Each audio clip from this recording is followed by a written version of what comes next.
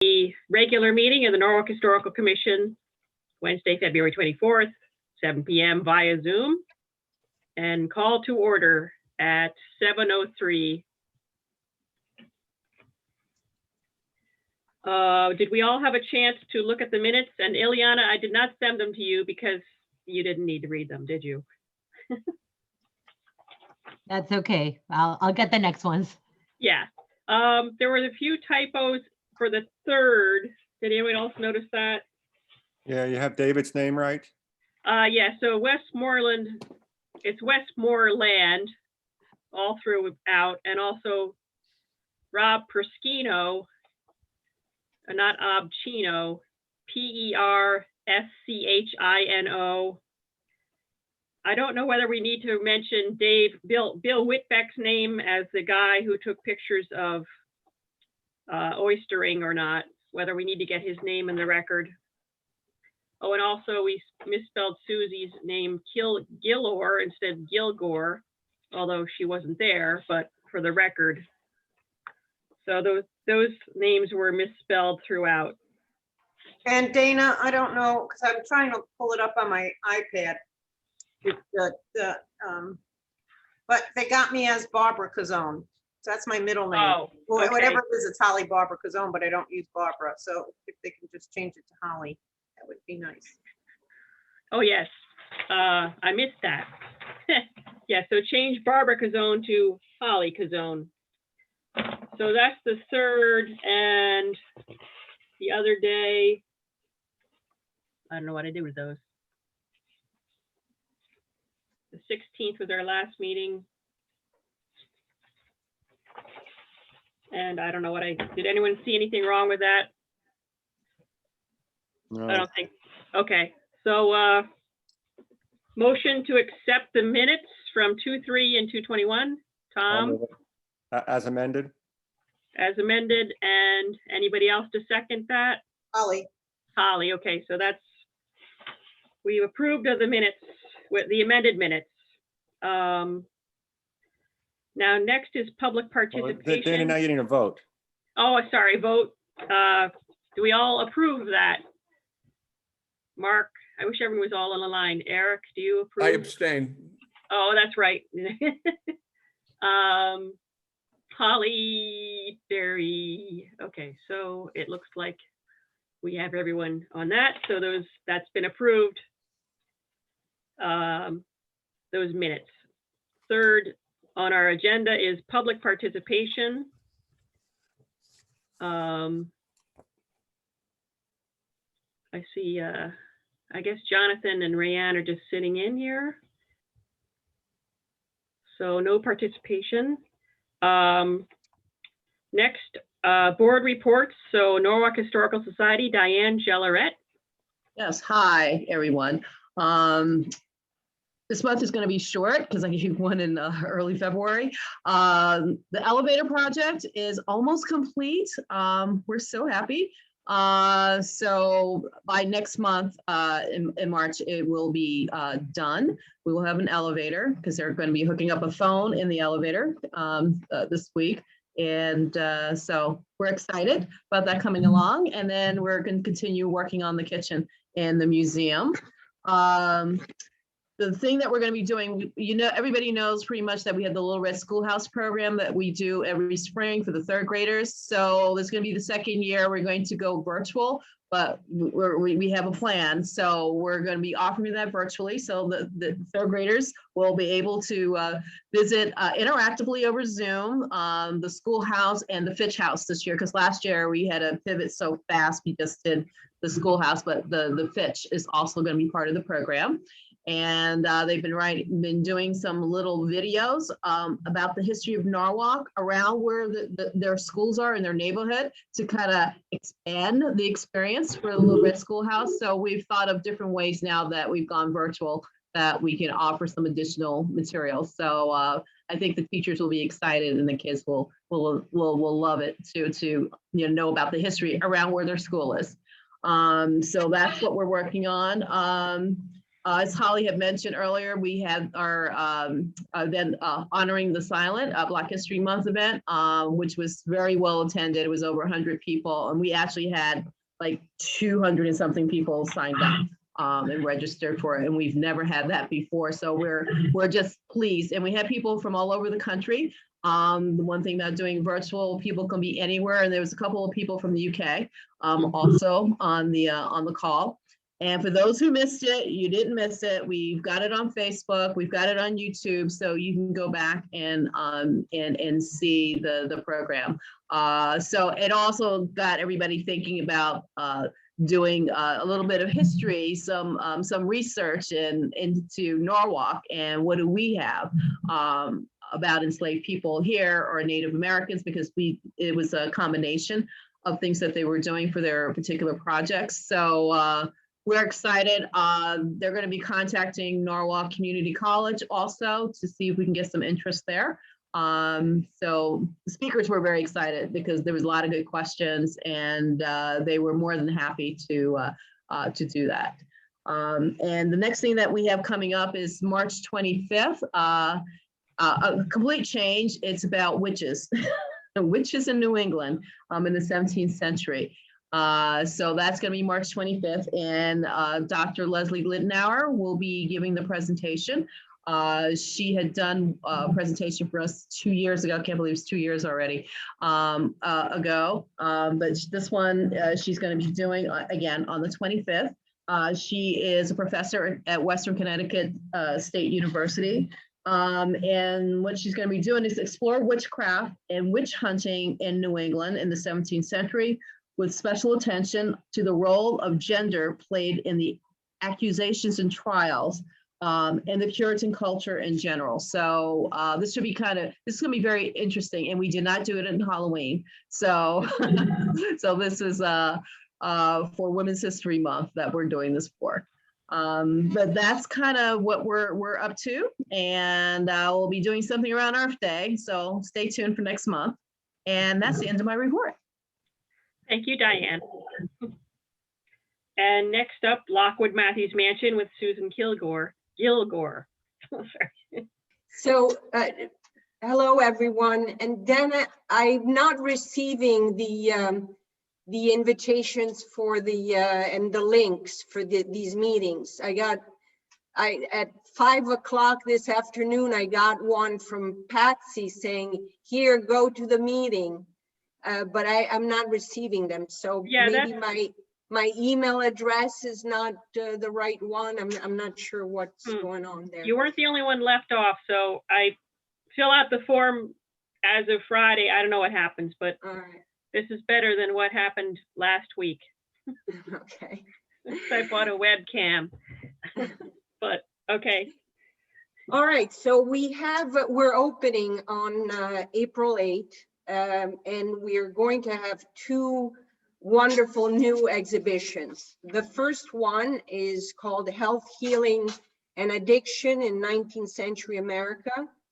And it will feature rare artifacts from the Civil War era and throughout the 19th century, the middle part and last part of the 19th century, and explore the major medical breakthroughs of this era.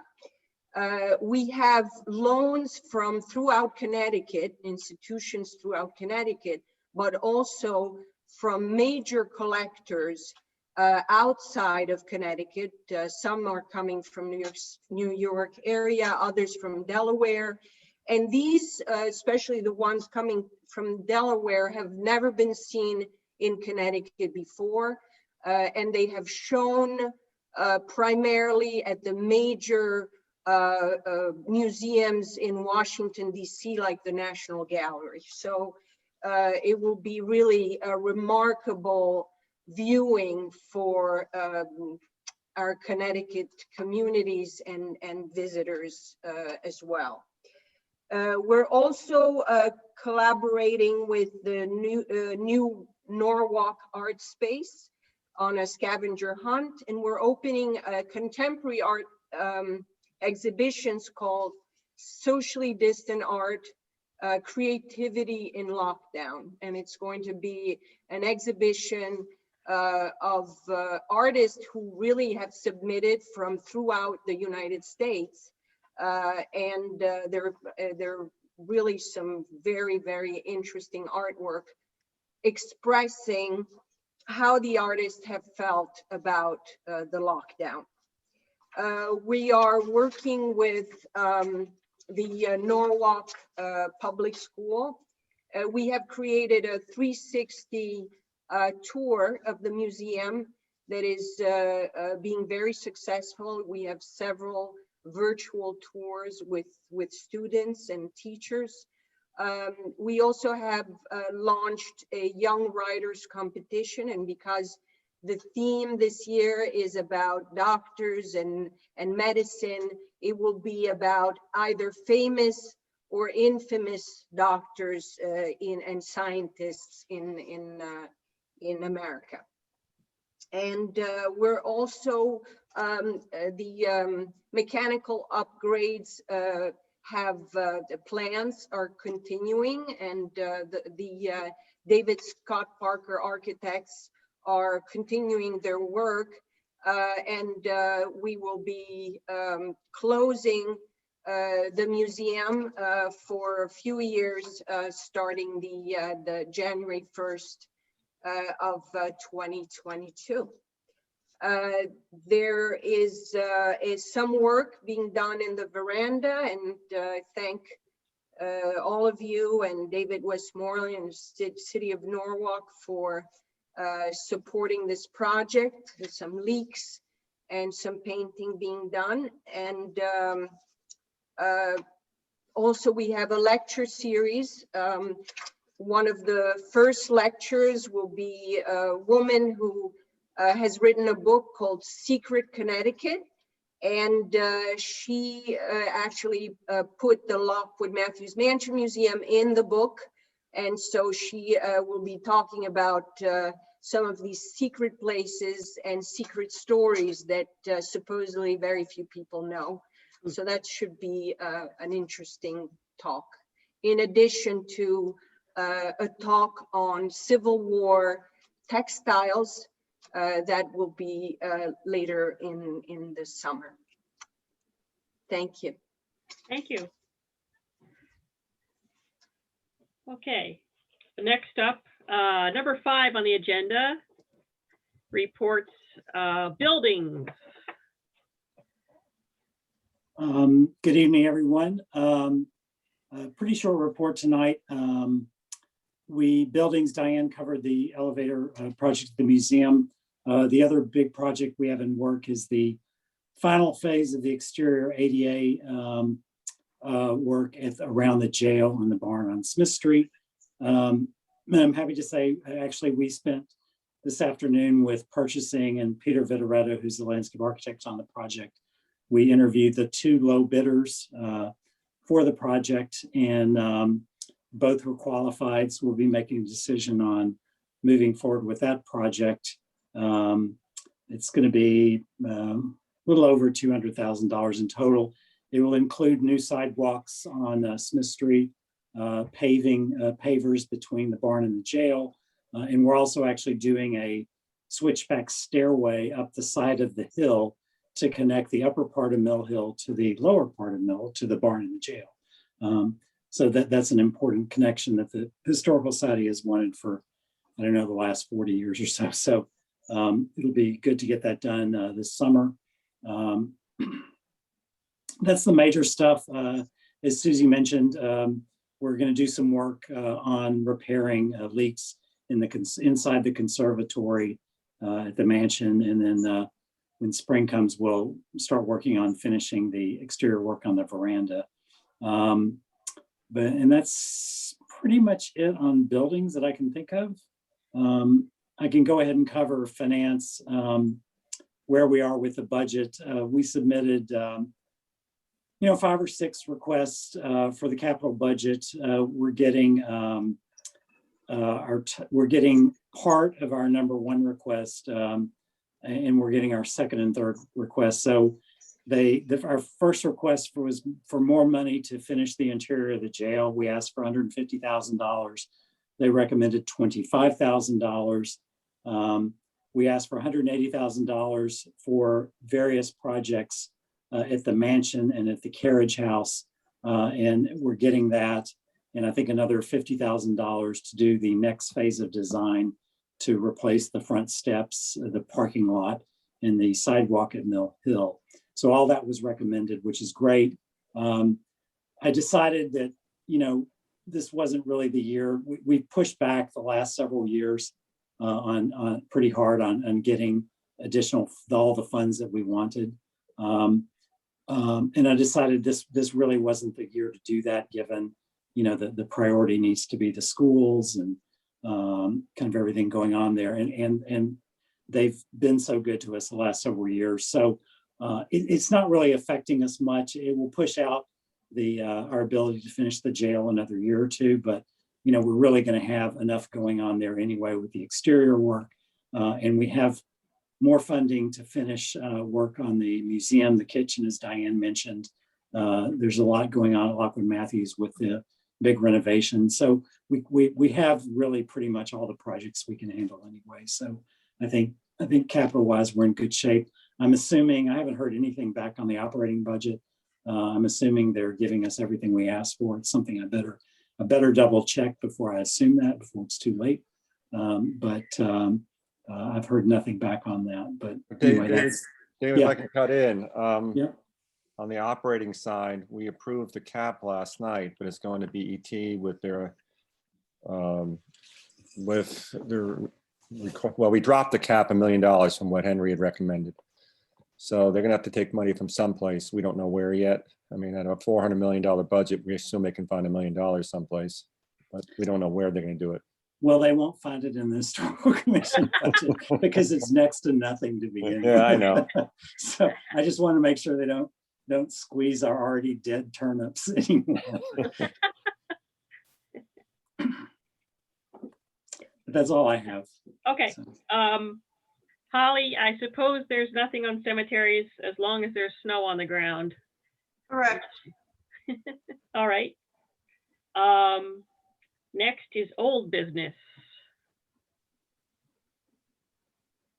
Going once, going twice. I just had a quick Oh, question. I mean, yeah. because I'm still, like I said, I'm still learning all of what we have and what we take care of.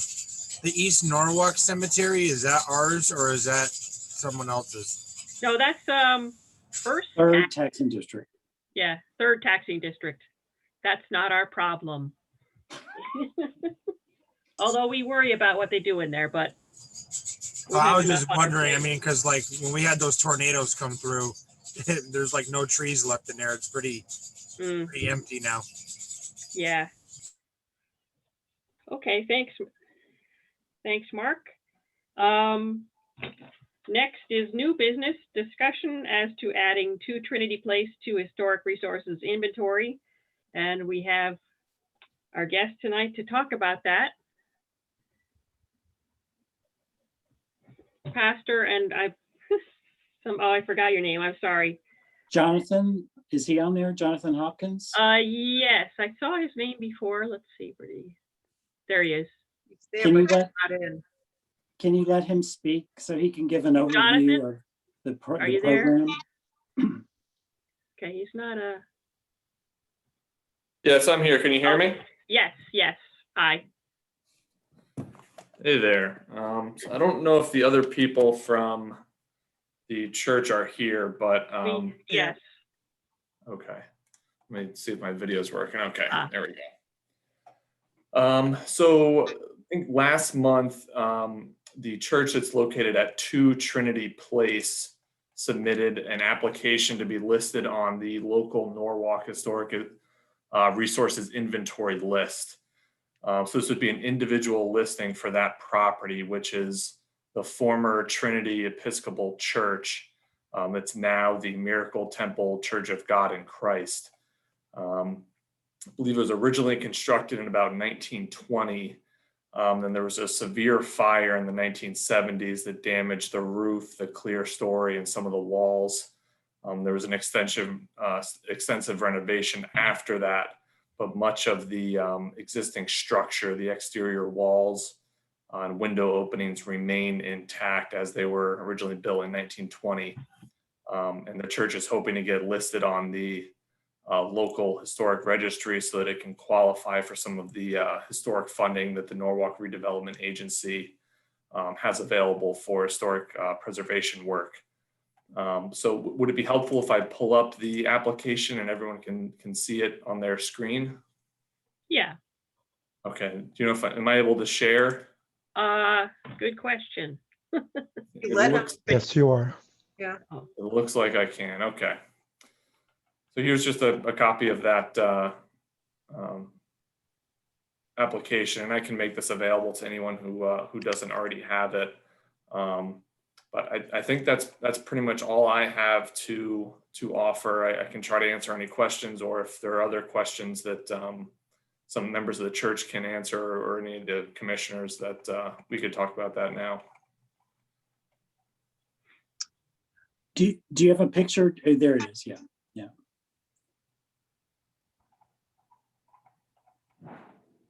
So if I could speak to the commission on this,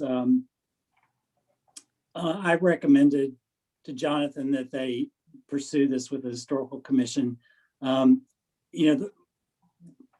The listing on the reason why I think we should care about this as a commission or as a city is that I think this is a really good example of reusing historic fabric. We fight a lot of demolitions in this town, and we often lose. This is an extreme example. That the building was lost by fire, but the significant walls survived, and they basically built a new structure incorporating the existing walls. And I think it's important for us to encourage, reuse of historic fabric. While we would have loved to it had been put back the way it wasn't feasible, but they at least saved a very visible portion with the historic walls. So if there are very few grant programs that are available for faith-based organizations, and the Redevelopment Agency Historic Facade Improvement Program is available to anybody, homeowners, commercial buildings, churches, anybody that's within the redevelopment plan areas.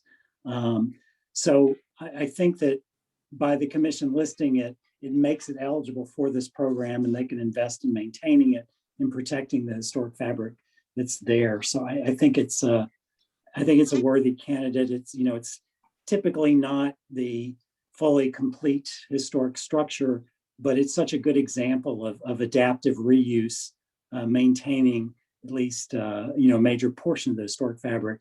I think it's worthwhile for the commission to consider, in my opinion. So that's my 2 cents for whatever it's worth. Thank you, David. Are there any projects planned right now, or is this for maintenance? The grant, what would it be used for? So good evening, everyone. And thank you so much for having us and allowing us to sit in. And thank you so much for the consideration.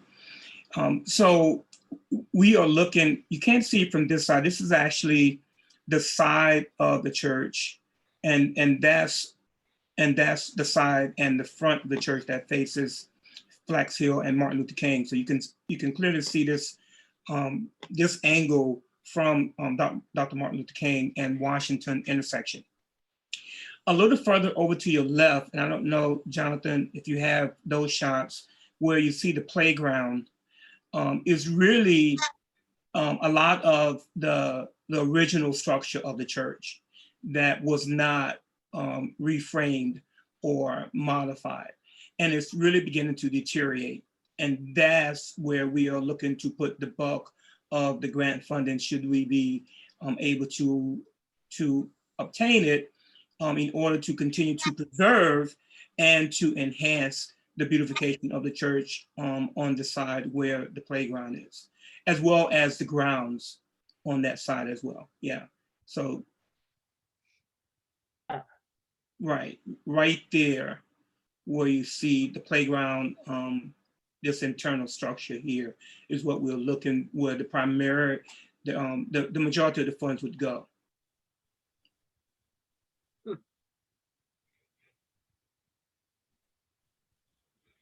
So you can see you have a pretty clear contrast between the right portion of the church and the left side of the church. And that's where we're looking to invest most of the funding. Okay,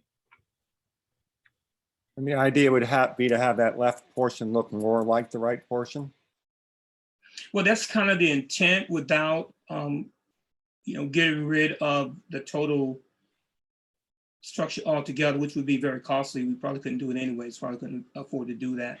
But that's real, and I would imagine, I can't say if that's the original brick, but that's kind of the intent, is to try to make it look more uniform with the rest of the church. Got it, thanks.